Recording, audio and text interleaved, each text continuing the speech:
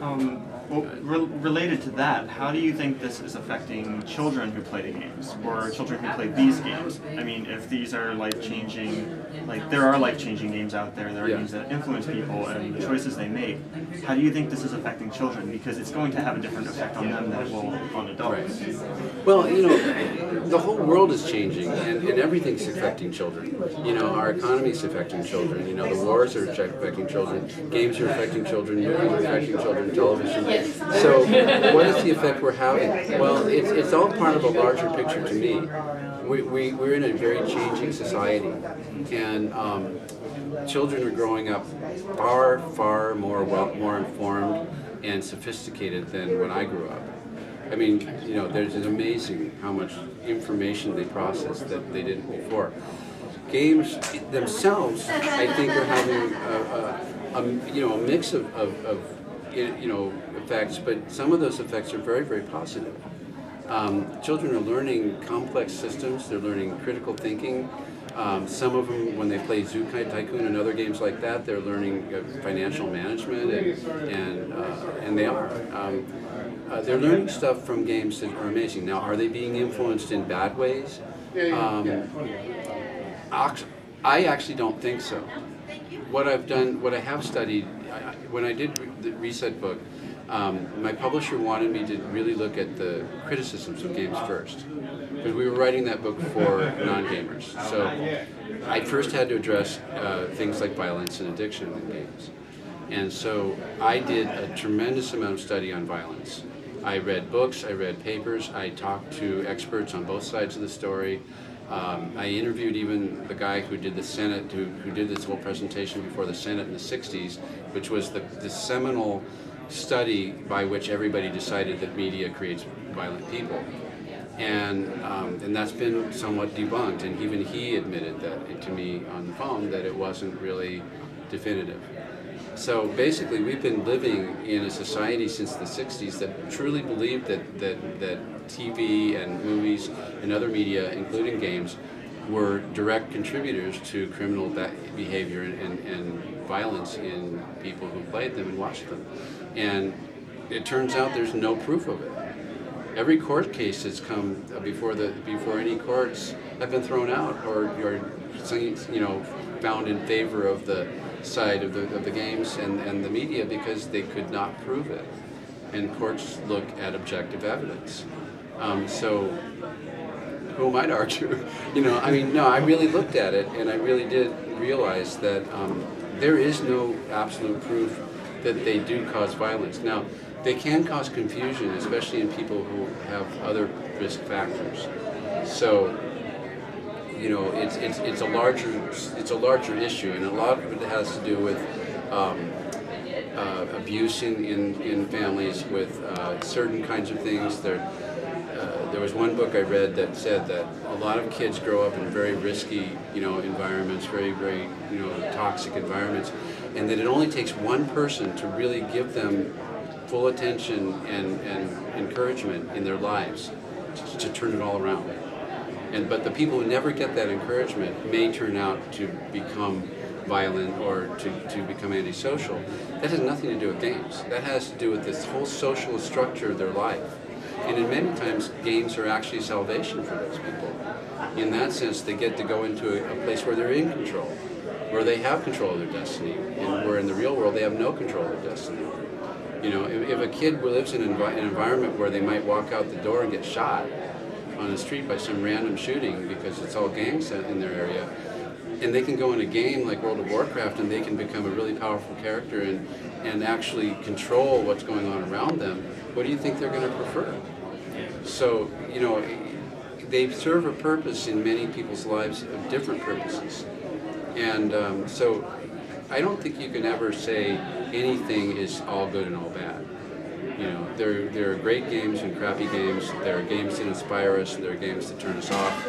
There are games that go a little too far in certain directions, and maybe I personally don't like them, but that's my judgment. There's other games that I just absolutely revere, and I'm just in awe of what they've done. So I think in terms of kids, they're savvy these days, and I think they're growing up with such a complex world that video games are just a part of it, but they're a very important part, and I think they actually serve more of a positive role than negative, personally. What's your favorite game? That is the worst question. I ask everybody because everybody has one, well, and it's always different. I have games that have influenced me tremendously.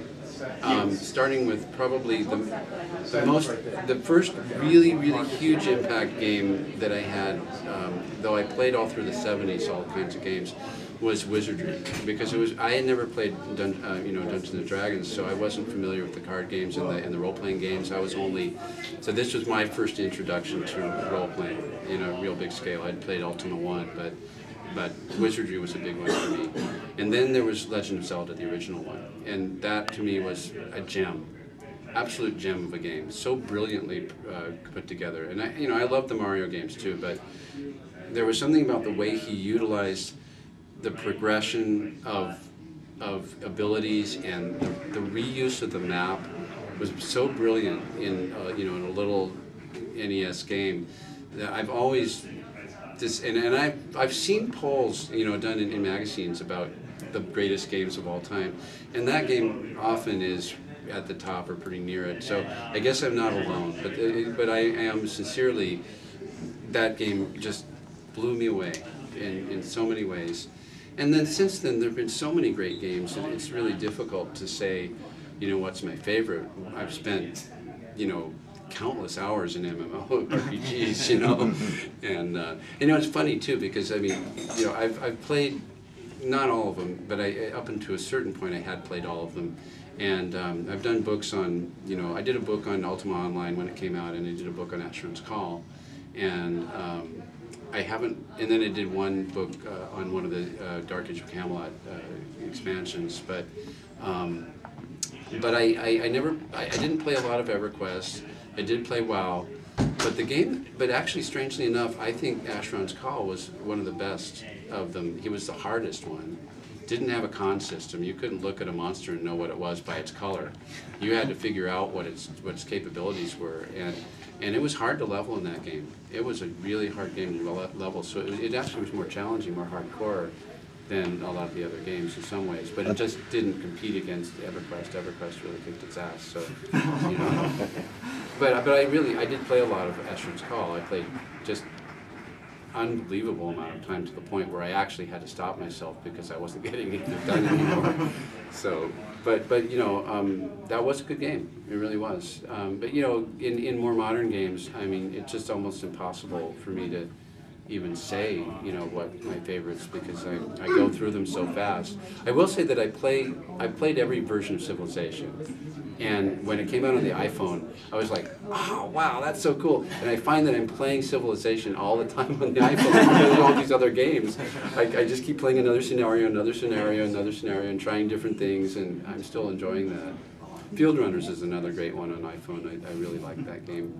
I met the developers of it at a show not that long ago, and I was just telling him how much I loved the show, how much I really loved it, and I was, God, I don't know if I should even say this because it'll get back, but my son turned me onto it, and so I started playing it, and then I turned David Perry onto it because I work with David, and I was just determined I'm gonna beat your ass at this game, and I got up to like 800,000 points or something crazy, and he was just like, dude, you're spending way too much time on this game. He doesn't have the time to do it, but he is very competitive, so it just felt good. I kind of liked impressing him with how far I got in it, But anyway, so yeah, there's just so many games. I'm a game fan. I've seen games occasionally that I really hate, but usually I like them. And I kind of deconstruct a lot.